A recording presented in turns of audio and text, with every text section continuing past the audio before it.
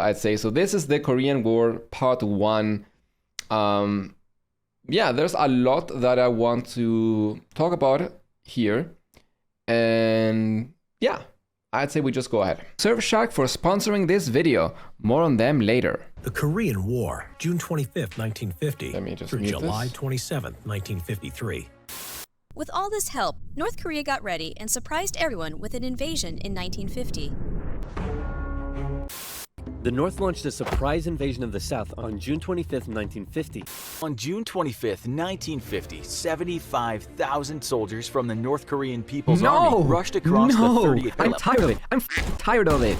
Oops, I put it to double speed. So the first thing, I guess one of the reasons why I did it this way is because whenever I'm making a video, I like to know what is out there, how are other people discussing this topic, and how can I make my video different.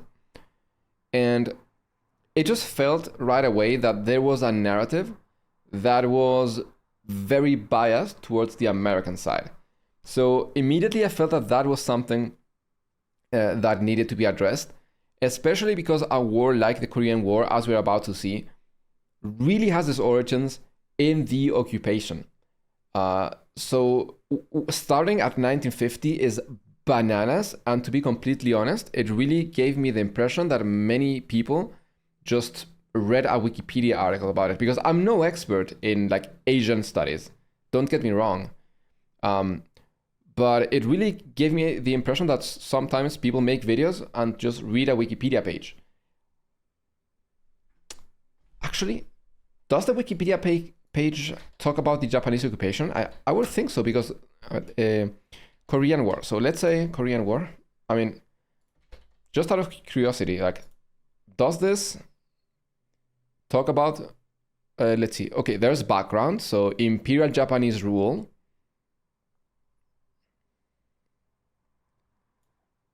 I mean, it's a brief segment, I guess, but you could click on this and then you have a huge article. I mean, I don't know. I guess even if you do Wikipedia. Let's cut the bullshit and propaganda. Let me tell you what really happened. Saying that the Korean War started when the North invaded the South is an oversimplification that doesn't really help us understand the conflict. After all, the Korean War was originally a civil war. And that is, I guess, one of the main points I wanted to make. Right? The Korean War, just like Vietnam, should have just been a civil war.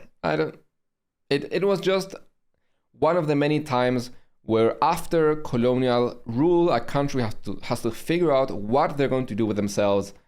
And it is very common that in those situations, you have the more right-wing sectors of society. Not all of them, because there were many pro-independence right-wing sectors that, again, were pro-independence. But there are many others, especially the elites, which tend to be right-wing, that are collaborationist. It's the same thing that happened in Vietnam as well and elsewhere. So it is very common that when a country liberates itself, or it is liberated, that there is a very strong tendency towards the left, because those are the groups that have been organizing as a way to fight against the oppressor, right, against the occupier. So that is at least the way I see it, one of the reasons why we see so many of these left-wing movements that solidify themselves during the occupation in many, many, many countries. Did Abraham Lincoln start the American Civil War when he invaded the South?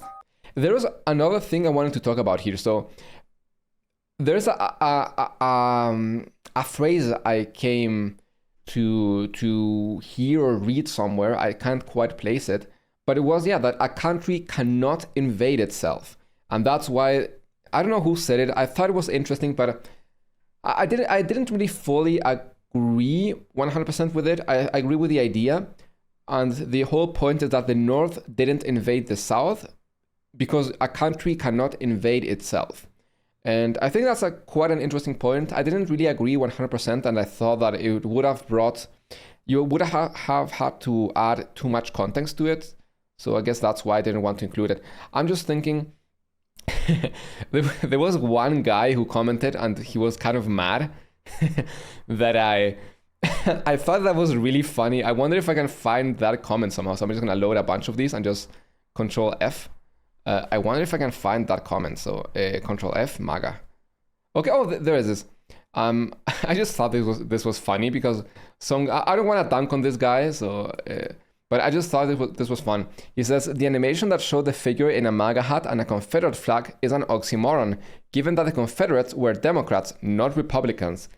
I think that's so funny. Because this drawing is literally my best attempt at drawing this guy. One of the guys who stormed the Capitol. I just tried to draw this guy, which is a literal like MAGA Republican. So I just thought that was really funny because I literally drew like I mean whatever. I just thought it was funny. You're goddamn right it did. States' rights, brother. No. Civil wars are complex issues, and there's usually no single starting point. But we can begin by looking at the Korean society of the late 1800s. It was divided into a handful of powerful landowners and a massive amount of poor farmers who barely made enough to scrape by, with practically no middle class to speak of. They also had a complicated neighbor. That American accent, it was very spot on.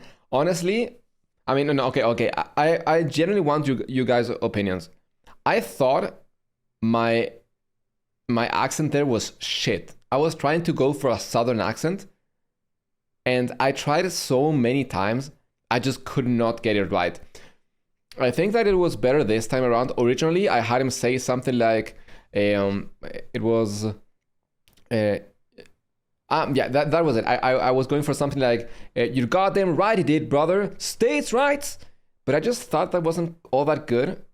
So I changed the brother to the last one and just went for the you goddamn right he did, states' rights, brother. And I thought that was better. I don't know. Anyways. For many years, Japan minded its own business and was closed to the outside world. Hello, Mr. Japan. I am Commodore Perry. I come on behalf of the United States of America. You may have heard. Your overall accent sounds much better in these videos, at least compared to the first ones and even the Vietnam ones. Thank you. Yeah, I've been working on my accent, mainly to make it more understandable. So I don't really think it's necessary to find a way to get rid of it completely. I hired an accent coach a few months ago and have been doing like some exercises. So I know I still struggle with some words. For example, true is one that I always feel very weird about. I don't think that my true word sounds good. It just feels weird in my mouth when I say this, make that sound. But I've been trying to improve slowly. Yeah, I don't think I need to get rid of the accent. I just want to make sure that the accent is not an issue for people to understand me. That's the main concern that I have. So I do believe that I need to be a bit more fluent. When I speak, I do feel like I pause a bit more than when I'm speaking in Spanish. That's also one of the reasons why I enjoy streaming. I think this is a great opportunity for me to continue to improve my accent. And again, just continue. Sometimes you miss one word. Yeah, so I do think there's things to improve. I don't really mind too much. Again, I just want to make sure that the accent is not an impediment for people understanding me. Heard of us? Greatest country in the planet. I'm here to start trading with you guys. Wow, we're flattered, but I'm afraid we're not really interested in trading with anyone. Oh, I'm so sorry. Don't worry, it happens all the time. No. I'm sorry you thought I was asking. You know what inspired this scene? What? So I know that some of you guys are a bit younger than me.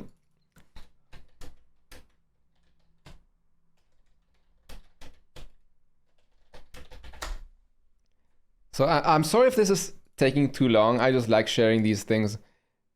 When I was little, I was playing Worms 2, and I always remember this scene.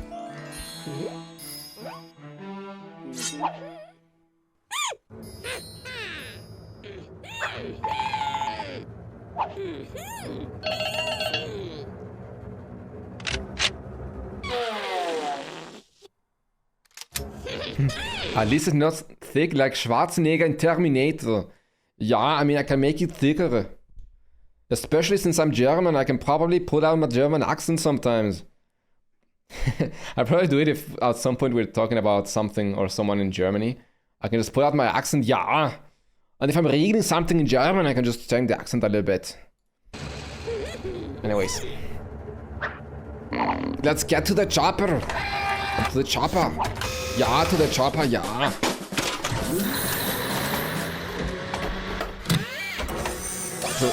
So this is, for some reason, when I was thinking, I hadn't watched this in many years, but I think this was just in my brain in some point, and when I thought about how I could represent that Commodore Perry was going to kind of force Japan to open up by making this show of force, this scene came to mind. So this is just what I was thinking about, right? So just getting more like that.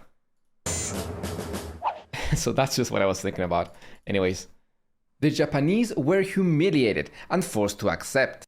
Then they did what any Did any of you notice what I wrote on this spinach? I do like to put some little Easter eggs every now and then. reasonable nation would do. We all know this was not spinach, let's be very honest. Their military, start a war with Russia, beat Russia, start a war with China, beat China, and then go on a murderous rampage as you pillage and plunder everything in your path. Yeah, that's so much. I mean, you have the insider take on that one, but yeah. And Korea was, what I was saying on the spinach, it says we all know this was not spinach. Very much it's in Japan's Popeye path. Reference. They imposed a series of unfair treaties upon Korea and gradually increased their influence until they formally annexed it in 1910. The Japanese attempted... I think we will watch only part 1 today, and tomorrow I'm gonna do a bit of an earlier stream, and we can watch part 2 then. ...to erase Korean culture and eventually prohibit the Korean language. If Koreans wished to continue speaking their own native language, they were forced to hide their identity.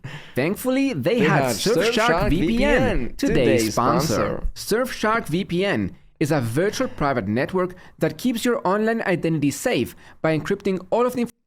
I mean, I thought that's okay, guys.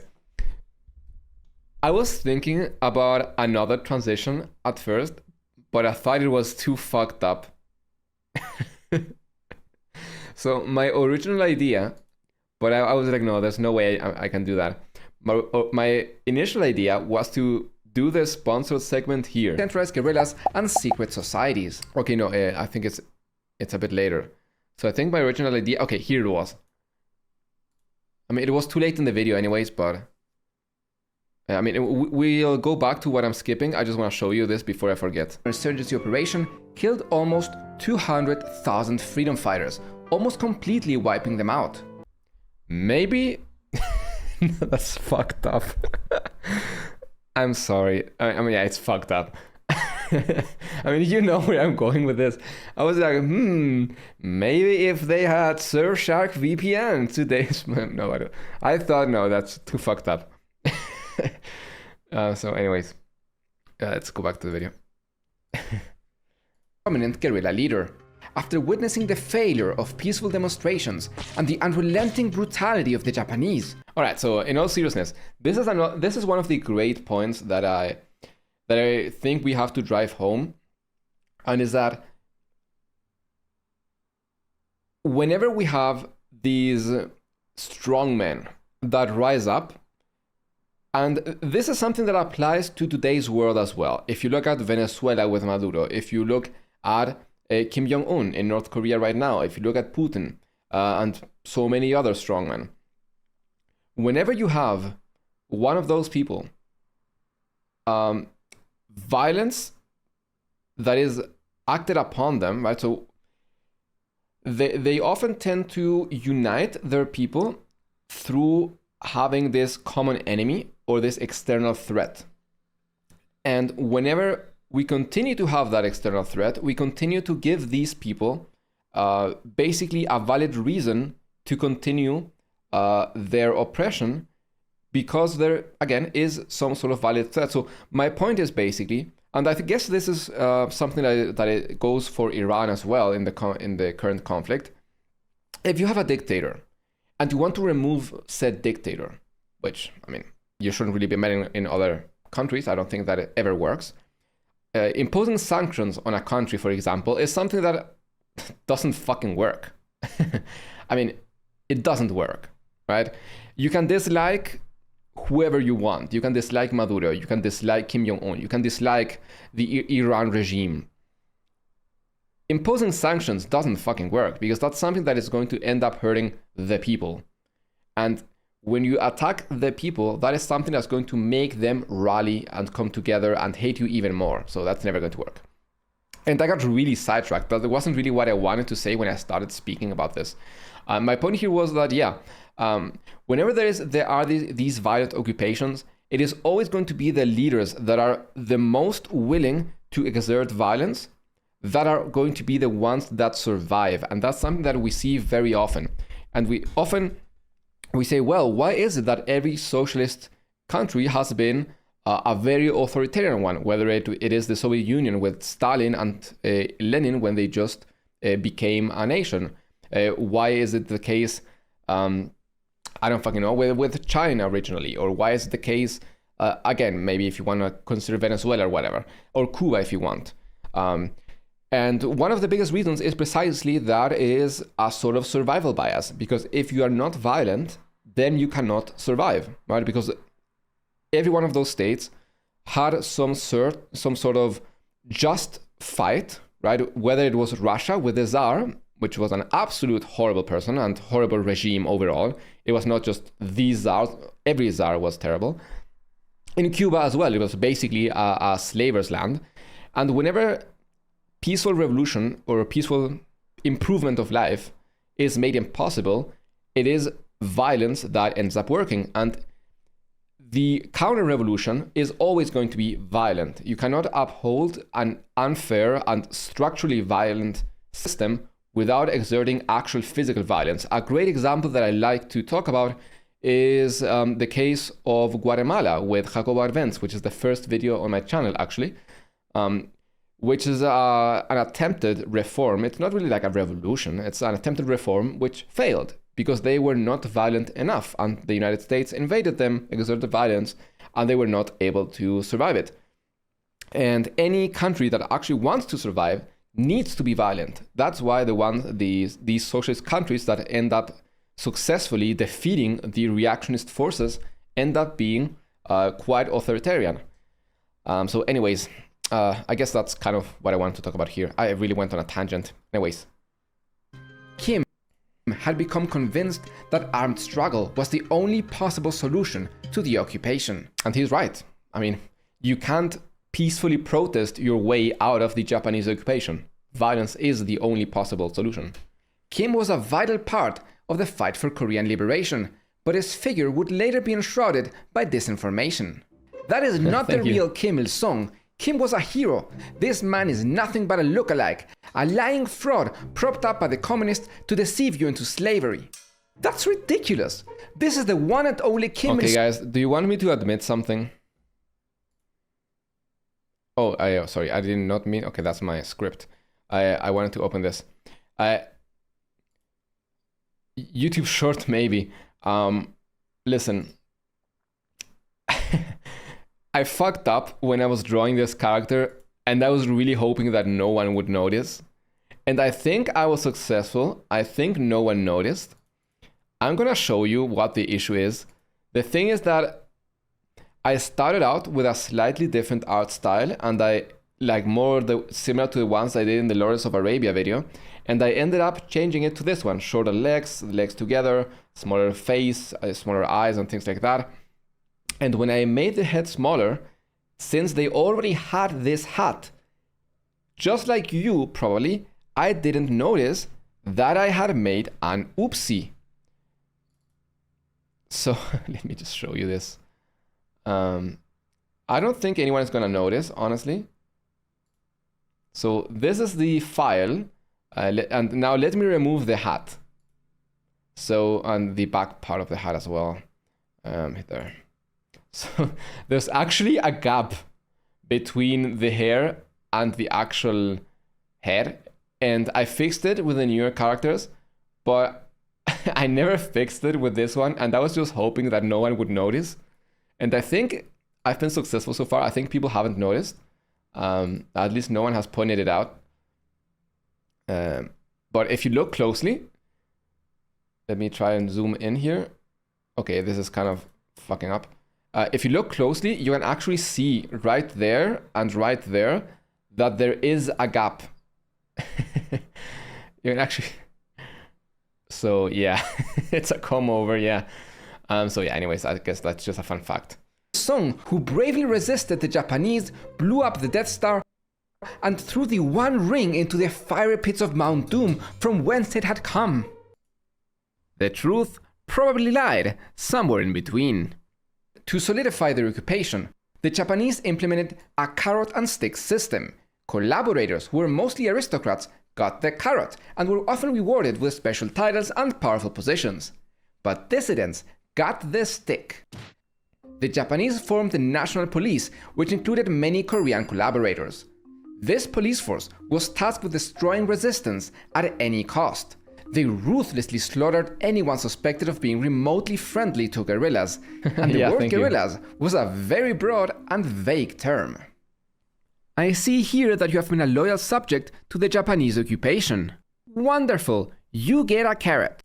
Wait, it looks like she still owes a tax payment from last season. Yes, I'm so sorry. Between the harsh winter and my landowner's cut, I didn't have any surplus. Is that so? Or are you lying and trying to undermine our rule? Are you secretly part of a guerrilla? Give me that. You, young lady, get the stick.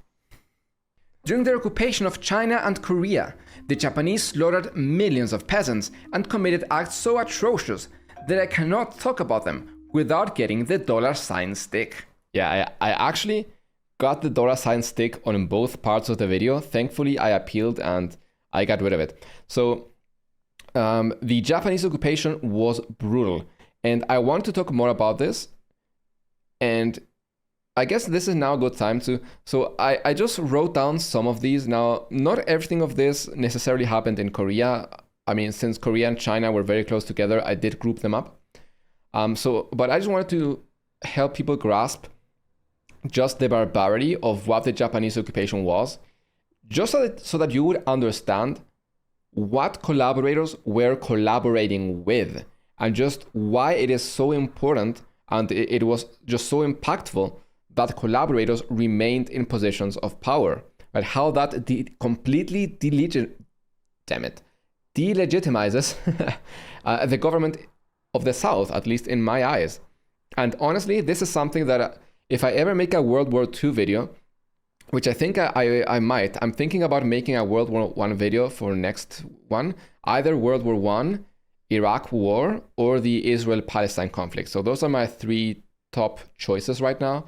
But if I ever make a World War II video, I definitely want to talk about how this also happened in Europe, how collaborators or Nazi collaborators were often spared as well, as long as they helped in the fight against communism, which is very interesting. So the Japanese held beheading competitions, which is something that unironically happened, and there are just insanely horrible accounts of just some things they did. So sometimes there were just straight up competitions, like whoever beheads the most people wins, which is bananas. And other times they would just put people into a column and just behead them one by one, throw the corpses into a river, and people had to stand in line, watch people in front of them get beheaded, and wait for their turn to get beheaded. Inhumane in so many levels. They forced civilians into top floor of a building, then burned it from the bottom up to force them to jump. Oh, I fucked up here.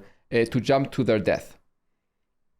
That's also just barbaric. They held baby impaling contests using bayonets. That is one that I had to double check, because I was like, there's no way. So what they did is that they threw babies into the air and played to impale them with a bayonet. So that is the level of brutality we're talking about here. Civilians were forced into pits and burned alive. Women of any age were abused, mutilated, or instantly executed if they attempted to refuse. And this goes along with thousands of Korean women were forced into sexual slavery for the Japanese occupiers. And at this point, so this is what is called comfort women. And this is something that was very prevalent, especially in Korea. So women were forced into sexual slavery for the Japanese. Sometimes they were basically sold into it by other people or straight up kidnapped. Sometimes they were tricked. They believed they were going to work somewhere in a home or something, tending to some rich guy, and they ended up getting forced into sexual slavery, which is horrifying. They had to take sometimes almost 100 men a day. And there it gets a lot more graphic than that. I don't want to go into too much detail, but it was very common that they would have tears in their vaginas, and the Japanese would literally just stitch them up and then keep the abuse going. So it is horrifying. And the Japanese to this day have had just a little bit of, they have barely recognized what they did. The Shinzo Abe, the guy who got blasted a few years ago, he was a big denier of this. And it is unfortunately still a big issue. And yeah, and then there's Japanese Unit 731 and their horrible lab experiments. A lot of, they literally did things such as cutting someone's arm or leg off and then just see how long it takes them to bleed out. Things as simply as that, or how long does it take for something to get infected, and just doing all sorts of horrible things, and also using bacteriological warfare, which will come into play in part 2 of the video. The guerrillas fought bravely, but they remained mostly decentralized and disorganized. In 1941, a massive Japanese counterinsurgency operation killed almost 200,000 freedom fighters. That's a violation of a lot of things. Completely wiping them out. Kim Il-sung saw this disunity as the main culprit for their defeat, and in him arose a new conviction. If Korea is ever to be free from outside occupation, we need unity by any means necessary. There can be no dissidents and no political alternatives. From now on, it will be my way or the highway. Yeah, so the whole thing that I wanted to do, I always try to form a narrative. Yeah, thank you for your support, Leopard. I always try to form a narrative, right? I want to tell a story with what I'm doing. And I wanted people to understand how North Korea became what it was, and why even at the beginning there were hints of authoritarianism in the North Korean government. And it is for this exact reason, right? And it is something that makes sense, right? Which doesn't mean that it is justified or whatever, but I just wanted to be clear that it's not like, oh, you know, they were just bad, they wanted to be authoritarian because they fucking enjoyed it or whatever. It's a logical step given the history. Fighting continued until Japan surrendered in 1945. The US occupied the southern half of Korea and the USSR the north. Well, now that the war is finally over, it is time to let both Koreas unify once again. Of course, I would want it no way else. But what will you do about the country's politics? Will it be capitalist or communist? Capitalist. When the Allies arrived at Korea, they found plenty of local people's committees. Okay, so actually I did not know about this before I started researching the video. So there were many things I had some idea about. I did not know about the PRK. Elgueta, que grande Elgueta. If that's the Elgueta I think it is, welcome. Brian, if I think it's you. If not, ignore that. So yeah, I didn't know about this at all. Buena. I did not know about this. So the People's Republic of Korea, not to be confused with the DPRK, the Democratic People's Republic of Korea, which is what we have there today. Yeah, it is what I was talking about, right? So during the Japanese occupation, people in Korea knew about, were already organizing. And as soon as a moment arose, there were these People's Republic. And that's very important because these People's Republic of Korea, right, this new republic was comprised of many people's committees, which is very similar to what we saw in Germany. It's basically a Soviet. Who is this? That's my cousin in real life. So these people's committees were not necessarily leftist either. So many of them were leftist, even communist, but there were many of them which were simply nationalist, even just regular, maybe right-wing or whatever. It's just committees, right? And although the idea is mostly associated with a left-wing type of government, it's not exclusive to it. So the PRK was that. It was a mix. And in fact, the initial leader of the PRK was not communist at all. And it's interesting just how different this story could have been if, especially the US, would have just recognized PRK, because the Soviet Union did recognize it, but they did try to influence them. But the US just straight up did not recognize them at all. Hello, scheduled Jew. I want to offer more. Okay, never mind. So that's just a bot. So nope, thank you. All right. Yeah, I mean those bots come in every now and then. So that's just a copy pasta. In the country, which proclaimed the People's Republic of Korea, led by the Christian nationalist Cho Man-sik.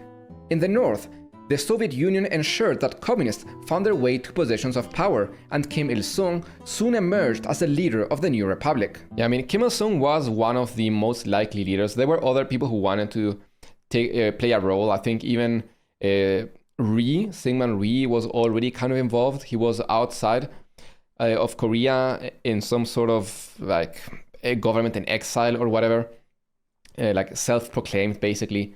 But at least the way I see it, Kim was one of the guys who had the most legitimacy as well, since he had been fighting for Korea during the occupation, and he was literally a hero. So there are many stories about literal heroic acts that he committed, saving people and whatever while fighting the Japanese, which is why he was so popular. So he was a very natural figure to end up in power. Not the only candidate, but it made sense. But in the south, the US refused to recognize the People's Republic of Korea and even outlawed the People's Committees. Instead, they created the United States military government in Korea, with MacArthur as the supreme commander. The US... Okay, I also think it's so funny... States military government in Korea... My American friends, at some point, just come up with a name. You know, I know that you guys like your CIA, the FBI, the FDA, the FTC, and but at some point, I mean, just name it, bro. Or just like USA MGIK. I mean, come on, bro. USA Magic. I mean, yeah, at some point, just come up with a name, bro. Like, just I don't know. Be creative. Korea, with MacArthur as the supreme commander.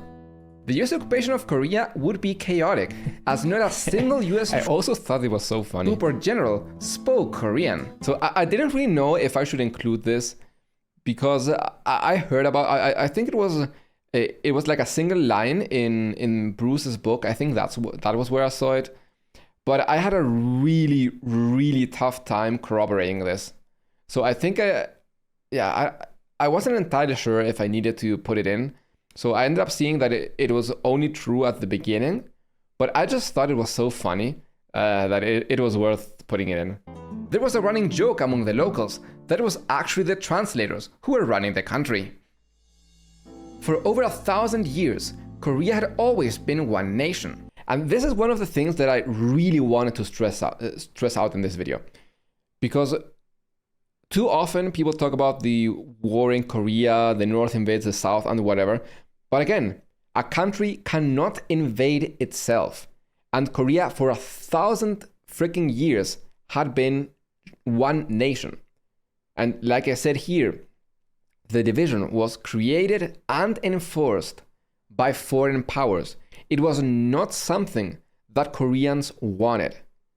That is crucial. And that is why both Koreas wanted to invade the other, since they saw themselves as the righteous Korea. And yeah, I think that's something that has to be understood. They are not two separate countries. We tend to think about it because that's what they are nowadays, even though I do think that they will eventually end up unifying someday. But yeah, they were not two different countries, right?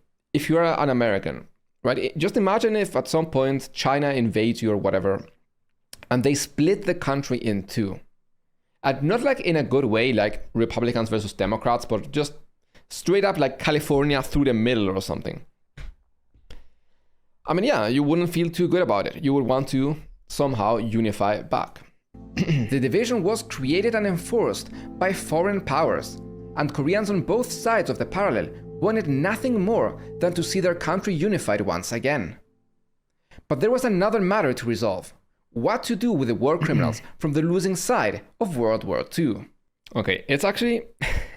I spent so much time drawing characters for... I mean, it wasn't that much, but it is funny because like the scene with MacArthur, where I have like a Mexican MacArthur, a MacArthur, and what else is there? Like an Illuminati MacArthur.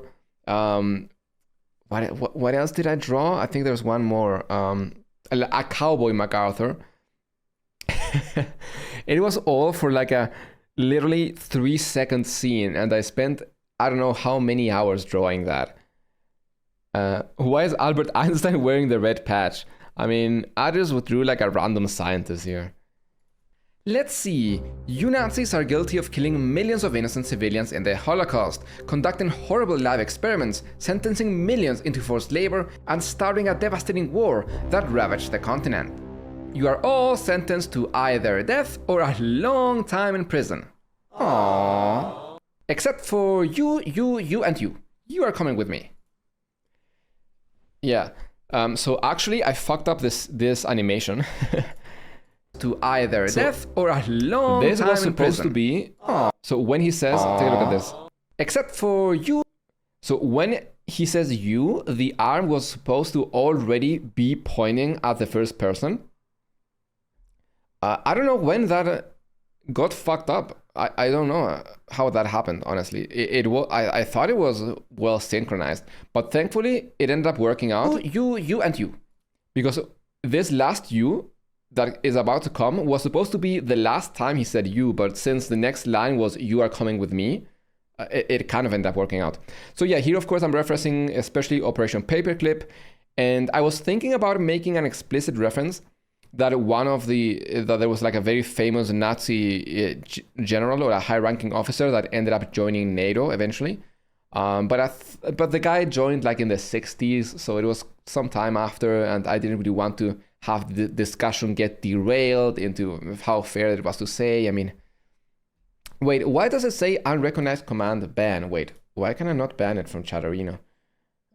Okay, let me just do this. Okay, let me just ban this account. I thought I had it banned. Wait, am I stupid? Why can I not ban it?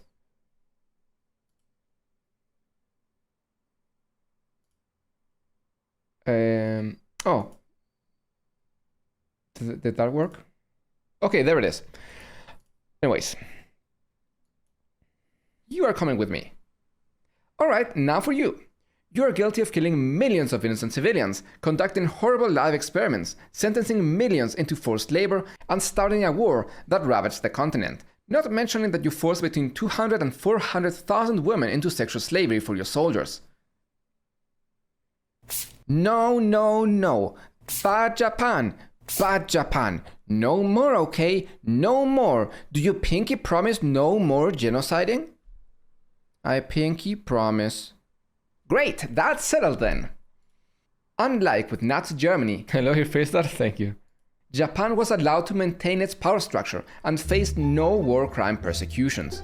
So I actually really regret. I thought it was originally going to be a slap on the wrist. It was going to be literally, but I animated it and I thought it was too boring, because if you think about it, it's just him stretching the arm out and then just doing something like that, and I thought it was a bit boring, so I ended up changing it.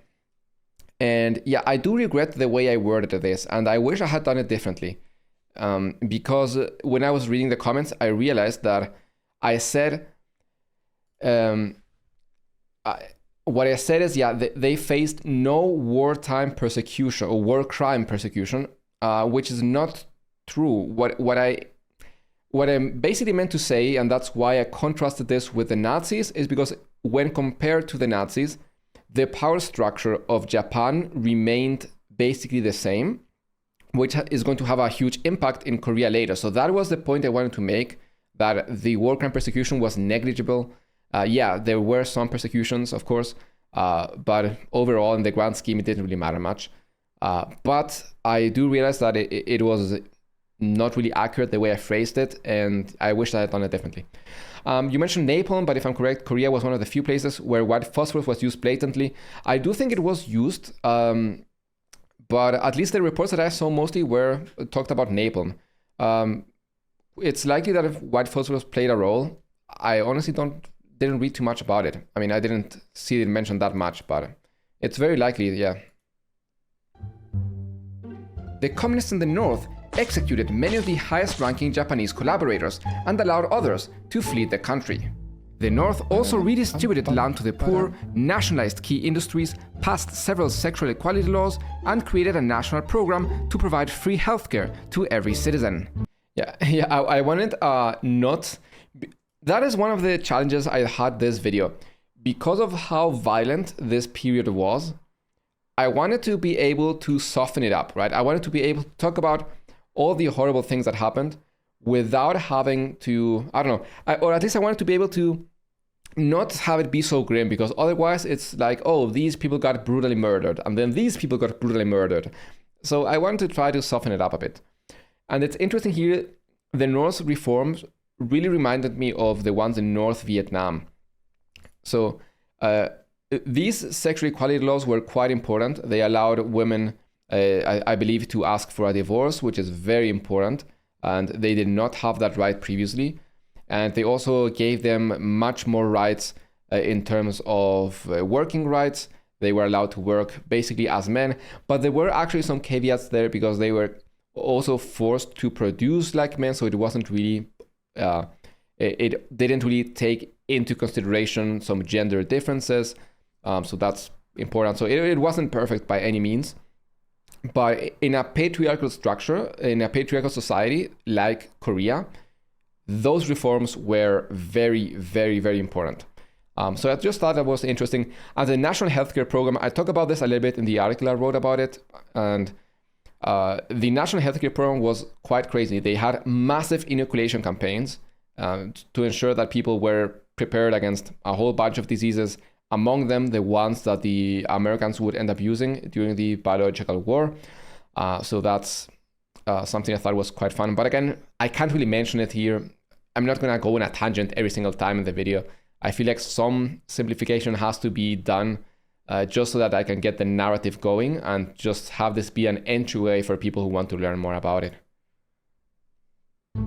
But the South did no such thing, and Japanese collaborators remained in positions of power to the point that the South Korean bureaucracy was indistinguishable from the one under Japanese occupation. Yeah, and I think maybe I should have stressed this out. I think that it should be clear enough.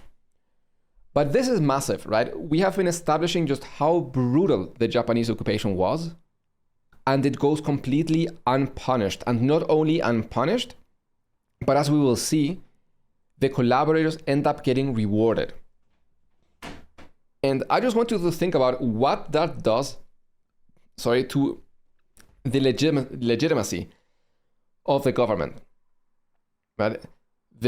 Well, at this point, it's still the United States military government.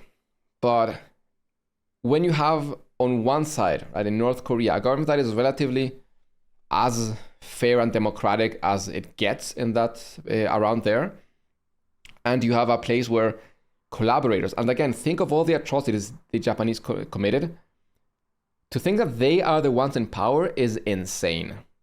Like, I don't think there's like really a good versus bad, but if there is a good Korea, it was not the South.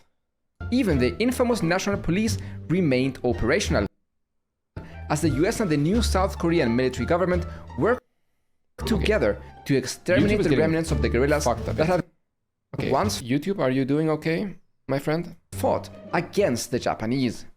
This was a massive slap in the face to ordinary Koreans who lost loved ones to the Japanese occupation. Okay, and that really helps you also understand why there was so much discontent towards the government and why there would be so many guerrillas throughout the war. Right? Why were the guerrillas constantly attacking the armies of the south, of the Rhee government, and not the ones from the north?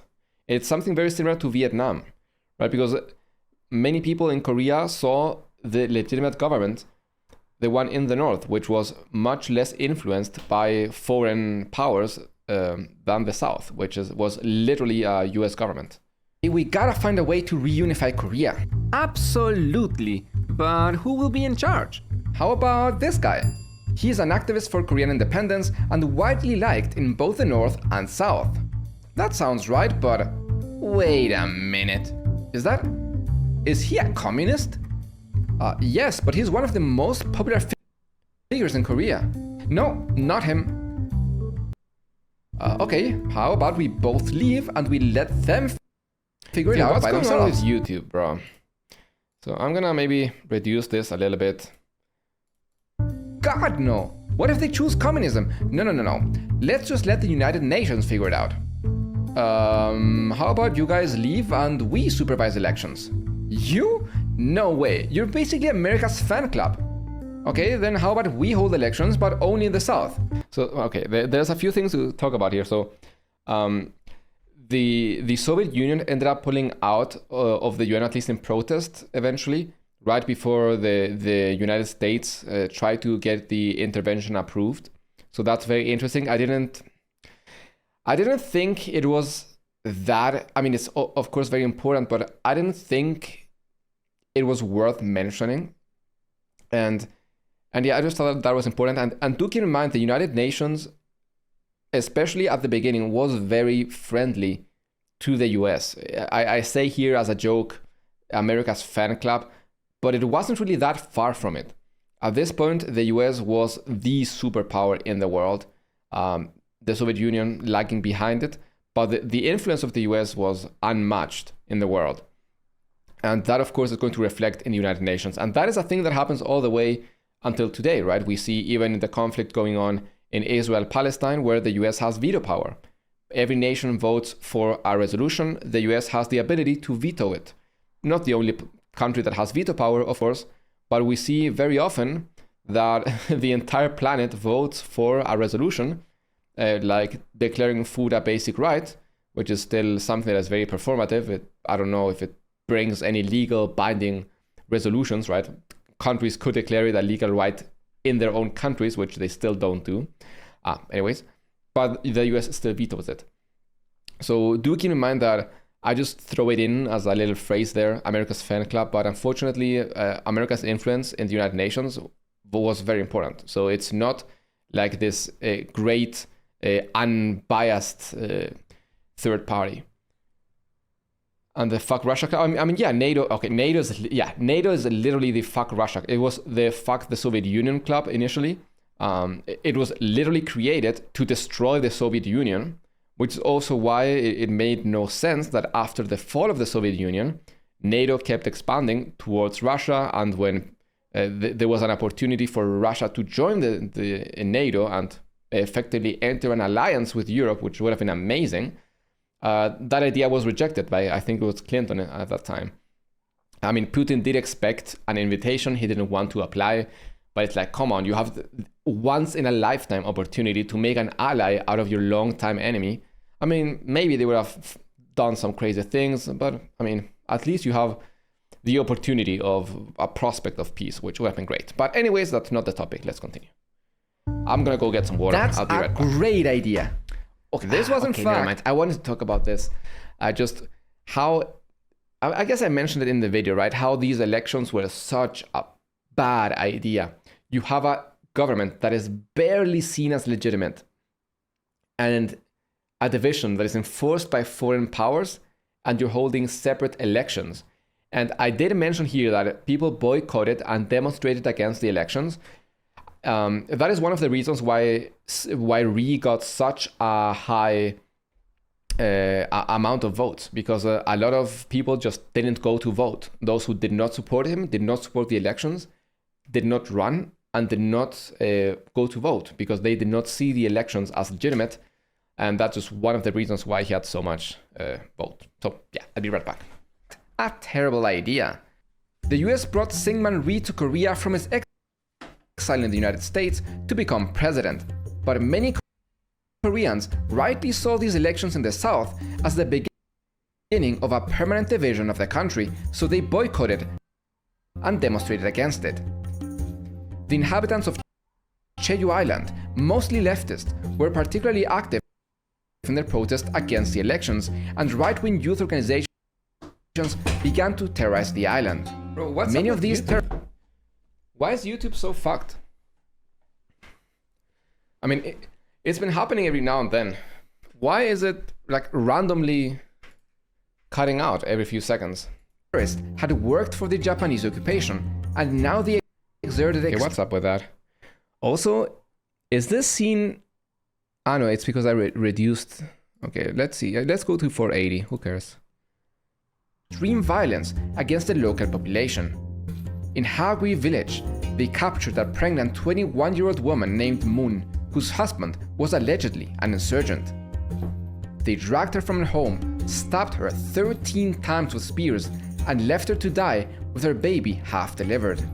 Other women were serially sexually abused, often in public, and finally blown up with a grenade in the vagina. And it's crazy to think that these acts of violence were perpetrated with complete and full support of the Rhee government. I guess at this point it's not the Rhee government, it's the US government, but it's about to be the Rhee government. As demonstrations demanding unification with the North intensified, the US military government deployed the national police to suppress them. That's also crazy. The police arrested 2,005. So there was actually a section here. So I initially said they deployed the national police to suppress them, the same police that had once, I said like, yes, the same national police that had once worked for the Japanese. But I had already kind of mentioned all those things, so I don't know, I thought that maybe saying it again would just be redundant, so I just took it out. 100 people in Cheju, and the islanders later found the dead body of one of them and realized that he had been tortured to death. Yeah, I just drew these crabs for fun. I was like, well, it's a scene on the beach. I'm just gonna draw some crabs, who cares? This was the final straw. On April 3rd, people revolted along the northern coast. Oh, wait. Was the okay, I didn't notice. I guess you could think those are wrinkles. Those are actually the eyebrows. I just now noticed I didn't remove them. Whoops. Find the straw. On April 3rd, people revolted along the northern coast of Cheju and attacked 11 police stations. After the elections, in which Syngman Rhee won by an inconspicuous 92.3% of the votes, the incidents escalated, leading to the death of 35 police and rightists. The US took a direct role to assist the newly formed South Korean Republic in eliminating the insurgency, using the same tactics once used by the Japanese. The islanders were massacred, leaving 60,000 dead. Of the 400 villages, only 170 remained. Yeah, so there's a huge caveat. I mean, death estimates are always very difficult to properly estimate, especially because the Rhee government was not transparent. They lied about a lot of things. Whenever they could, they blamed the communists. Why have people forgotten about this massacre? Keep in mind that South Korea remained a dictatorship for like 30 years. It was not really in their interest to try to fix things or be honest about it. And just, again, keep in mind, right? You are North Korea. You see that in the South, there's like a bullshit election. Collaborators remain in power, and not only they remain in power, but they slaughter people, especially people who are kind of friendly, not only to your regime. Again, these people, this protest was not connected to North Korea. It was people who just didn't want to see a continuation of the division of the country. And again, the estimates range from 14 to 100,000 casualties. And it was actually declared a genocide by the 2003 investigation committee. The modern day, I mean, there's a lot of issues with the modern day Korean government. So it's one of the things that I want to stress out. Even nowadays, the power structure of South Korea is not amazing. Like, there's a reason why films like a Parasite and the Squid Games come out, right? Because there is a huge problem with that, like a hyper-capitalistic society where workers' rights are practically non-existent. The Korean economy was fostered at the expense of workers' rights. So while the economy itself grew, the living condition of the average Korean, not really the best in the world. So there are a lot of issues. And 70 remained. The right-wing youth organization was given control of the island, also so and by 1949, 300 of them had joined the island police, and another 200 were either in business or local governments. But elements of the South Korean army stationed in Yosu had refused to embark for Jeju to kill their fellow Koreans, so President Ri set out to crush them as well. The US was even more involved in this operation. Its intelligence was vital in the planning of the operations, and the US Navy was responsible for transporting Korean troops. Among the US supervisors was James Houseman, who would spend 3 decades operating in Korea and later called himself the father of the Korean army. The violence of the suppression made him call the Korean army and national police brutal bastards and worse than the Japanese. Yeah, so there's actually a lot of information about how the Yosu Uprising and the Jeju Rebellion were put down. It was insanely violent. Like circle people, throw them into like mountainous terrains and just starve them to death, or like bomb villages, and it was messed up. Oh my god! And it was literally the same tactics that the Japanese used. What have you done?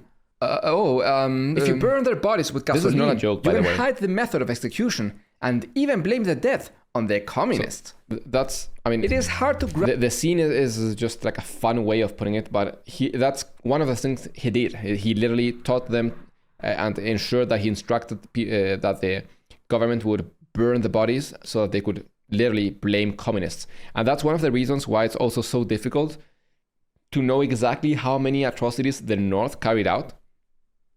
Just because the South blamed every single massacre they did on the communists. So it becomes really difficult to know exactly what was done by the communists and what was not done by them.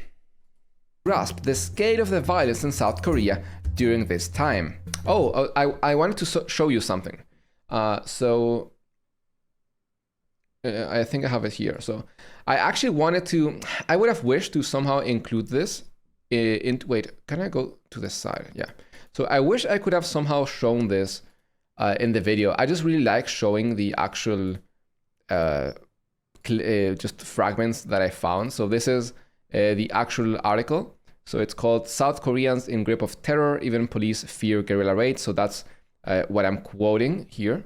It's from March 6, 1950. And it's an interesting article. It says, and now, of course, this is an American report, so keep in mind there is a certain pro-American bias here, but it is still interesting. They say, large sections of South Korea are darkened today by a cloud of terror that is probably unparalleled in the world. It is universal, shadowing the lives of police, peasants, and guerrillas alike. And here comes the quote. Police are brutally killed in guerrilla raids. Armed men caught by government forces are taken to their home villages, shot without trial, and tied to trees as an object lesson. If a peasant cooperates with one side or the other, he faces the threat of violent death at the hands of the opposition. If he does not cooperate, he is regarded with suspicion and is endangered. Nights in the hundreds of villages across the guerrilla areas are a long, cold vigil of listening. Throughout each community and in the surrounding rice paddies, guards recruited from local citizenry crouch in pyramidal straw shelters. They are unarmed for fear their weapons will be captured.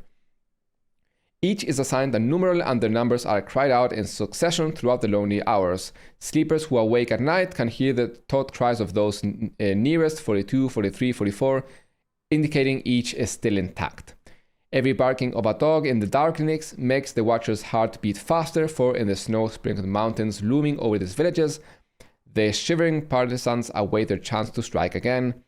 In an effort to screen off the guerrillas, such straw watch stations have been set up with blah, blah, blah, blah. I guess it's... just wanders off then.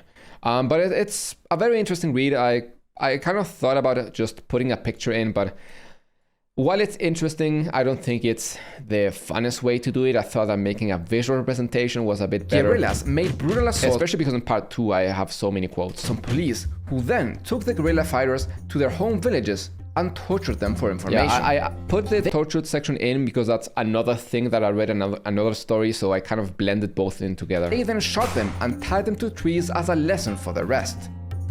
Yet despite the brutal methods, the insurgency persisted. After all, the South Korean insurrectionists had good reason to be upset.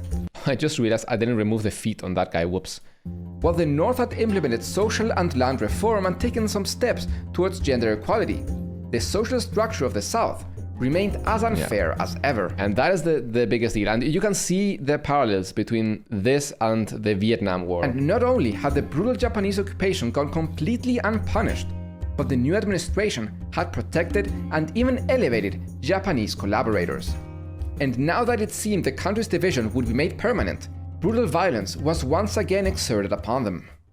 It is estimated that 100,000 Koreans were killed in the South from the political violence. That is insane. President Ri, and again, try to picture how this looks for the North's government, right?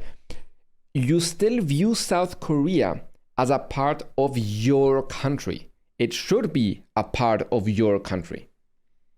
So if you see what is basically a foreign puppet, which is President Ri, slaughtering 100,000 of basically your citizens, especially because they are also kind of ideologically aligned, even though they're not necessarily communist, they do want a unified Korea and are against the South's government. So, yeah, I mean, that does not sound like a very legitimate government. And you say, well, is an invasion justified to basically save these people, right? We are seeing today the invasion of Gaza and Palestine with the pretext of getting the hostages back. And we see for, if you also count the dead during the October 7th attack, over 1,000 people. And that is enough justification for this massive invasion and what is turning into a horrible ethnic cleansing and whatnot. But if you go now back to Korea, right, you see over 100,000 dead. It doesn't make the idea of the invasion insane. Now, that doesn't mean that it's righteous or justified, but it really allows you to see what the logic was, right, where they were coming from. Forcefully enrolled about 300,000 people into the Bodo League, a national re-education program for suspected communists. All of this before the Korean War as we know it had even begun. Yeah. This is just one of the reasons why I get so upset when people begin discussing the Korean War in 1950. Yeah, and I guess that's one of the reasons why I make these videos. I just get really upset at those things. It really bothers me, especially when I start learning about these things. And I just see the way some people cover them.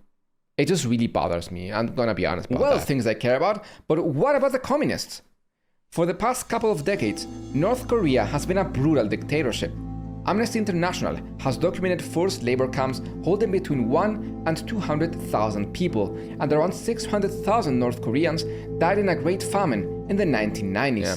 The whole famine thing was also interesting because it's not really a famine that is necessarily the fault of North Korea. The thing is that North Korea really, really relied on the Soviet Union. So once the Soviet Union disbanded and they stopped helping North Korea, they struggled tremendously. And one of the consequences was this famine.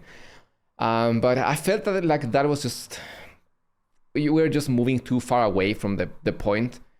And I mean, the whole point is that North Korea nowadays, not a good guy. I mean, this is not about defending North Korea, but North Korea in its origins was very different from what we know today. That is what I wanted to make clear here.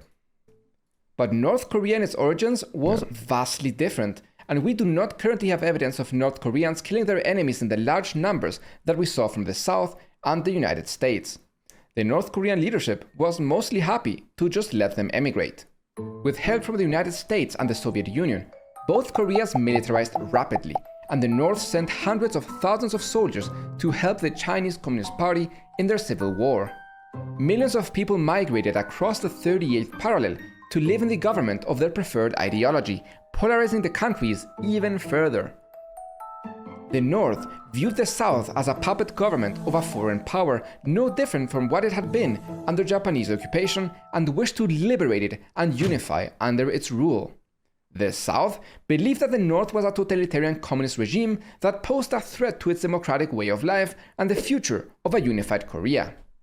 Skirmishes soon broke out across the 38th parallel, and that's the important thing.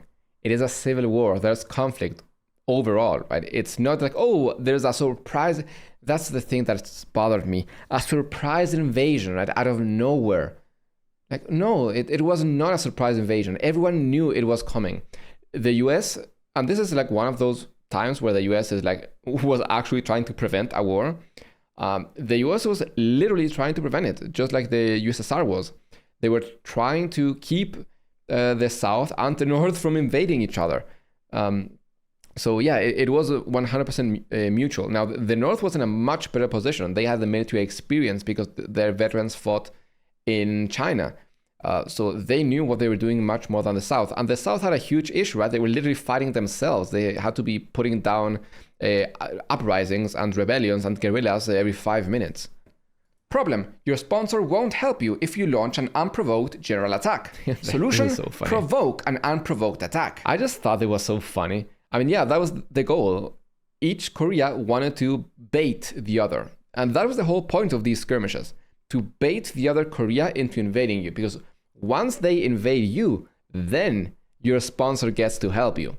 So that is kind of the whole point of the attacks. And North Korea was the one who eventually broke, of course, and attacked. The superpowers tried to deter a civil war. The US did their best to keep hot-headed Southern commanders from going buck wild. But go buck wild, they did. According to internal American accounts, much of the extensive fighting along the border was started by Southern forces, but the North was more than happy to strike back. Yeah, so on May 4th, the quote adds some additional content that I didn't really feel like I needed to say out loud. There were UN observers in Korea to observe both the North and the South. Everyone knew at the time that this was a conflict where everyone was, at least both Koreas were looking for a conflict. So that's why the UN sent observers to both North Korea and South Korea. In 1949, the South attacked the North's position at Kaesong. In early August, the North attacked units occupying a small mountain north of the 38th parallel, killing hundreds. The only question was which... I don't know if this is something that was picked up upon, but yeah, this attack was on southern units which were occupying a mountain in North Korea, right? So they had invaded the country, occupied a mountain, and then were attacked. So that's just something I want to make sure that is very clear. I just put killing hundreds for the flag there. There is some debate about what happened next. I'll let the armchair historian explain the official US version. Why is that moving? Observing this weakness, Kim Il-sung began to believe that he could rapidly invade and conquer South Korea. Eventually, Sung launched his invasion, but claimed to his dying day that it was a righteous response to a surprise attack from the south, which was conveniently defeated so decisively by the Korean People's Army that no evidence of the invaders was left. That really bothered me. Like when he said like it was conveniently defeated so decisively, like basically mocking the idea. Like, oh, it's such a ridiculous idea. There's no evidence for it. That's insane. I mean, we all know that the North was the one who invaded in the end. But there are a lot of reports stating that the South probably did attack first, and that the North used that as the excuse to go into the South, which is the North Korean claim, which again is not the justification for, not a real justification for an invasion, whatever. But it's not true that there is no sort of evidence, right? This is something that is indeed disputed. We know that the US heavily propagandizes this, North Korea heavily propagandizes this, so it is difficult to know what really happened. So just discarding it and saying, oh, it's ridiculous, no, that's not true, not at all. But in reality, there is indeed some evidence. Here are some South Korean and international sources that back up this theory. Whatever the truth may be, the North decided to invade, and we finally get to this point. On June 25, 1950, 75,000 soldiers from the North Korean People's Army rushed across the 38th parallel. Korean Popular Army forces assaulted the 1st Regiment of the Republic of Korean Army south of Chorwon, inflicting heavy casualties. The ROK 7th Division was stationed at the strategical town of Uijeongbu, and they had not joined the battle even by the morning of June 26th, probably because it waited for reinforcements by the 2nd Division. But when the 2nd Division arrived later that day, it quickly collapsed and the South Korean troops panicked.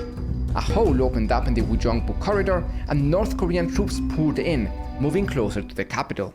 Fearing a popular uprising, President Ri ordered the massacre of the Bodo League members. This is also South Koreans killed between 60 and 200,000 of its own citizens. Many of these people were not even communists, but had been enrolled to comply with Ri's high quotas. So when I was making this video, I was really trying to emphasize as much as I could the atrocities committed by North Korea as well.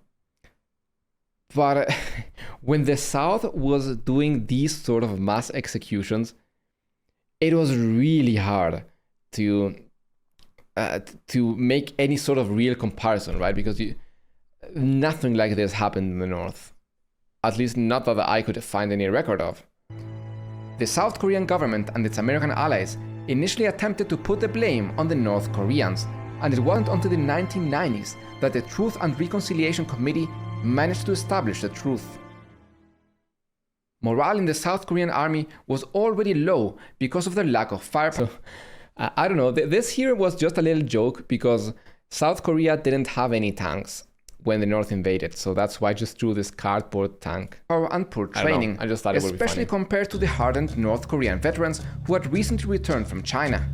Ri's government had become increasingly unpopular, and many soldiers despised their officers who had served the Japanese. As people across the South took up arms and harassed the South Korean army from the rear, countless ROK units mutinied and fled. In these dire conditions, Seoul could not hold any longer. President Ri had promised to stay in the capital, but fled the city aboard his special train. Okay, so credit where credit is due. Here there's a little joke. No one has made any comments so far. These dire conditions, Seoul could not hold any longer. So, President Ri had promised to stay in the capital, but fled the city aboard his... Gave me the idea of putting this guy in here. I don't know if any of you guys know who that is. If not, I guess that's gonna be homework to figure out who that is. No one has noticed. I'll just wait and see if anyone notices eventually or realizes who that is. It's just a little joke. The army and police began a chaotic retreat during which they blew up the Han River Bridge without warning, killing hundreds of their own police, military and civilians who were crossing it. Before the police abandoned the capital, they massacred between 4,000 and 7,000 political prisoners. Americans photographed and recorded the incidents, but did nothing to stop them. These killings were also initially blamed on the communists. And that's why it's so difficult to know what really happened. And the North continued its advance. So much disinformation. During the Battle of Daejeon, President Ri once again addressed his people. My loyal subjects, know that I wholeheartedly believe in you and your ability to defend the nation. That is why I have decided to stay here in Daejeon until the very end. Wow, that means so a lot to us. Maybe we judged him too soon. That's great. Go Ri! Wait, where is he? Once again, President Ri broke his promise and escaped far away from the front lines. Military morale evaporated and civilians panicked. Within a week, half of the ROK soldiers were dead, captured or missing. I mean, at this point, I really think that the war is over, my man. You got guerrillas rising up all around you.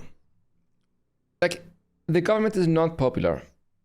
The South government was not meant to be, in my opinion. Almost 70% of the total military equipment of the South had been lost. General MacArthur visited the front lines and concluded that the ROK army had mostly ceased to fight. The civil war could have ended right here. Korea unified once again under North Korean leadership. It could have been just another in the long list of civil wars in developing nations. Again, thank you to Sir. Yeah, so I don't know. I honestly feel like I'm quite happy about the end product. I think that I managed to put out quite a nice narrative. I feel like I managed to make this video surprisingly fast. It took me just under 2 months to do over 40 minutes. The second part is 25 minutes long, so it's overall basically 48 minutes.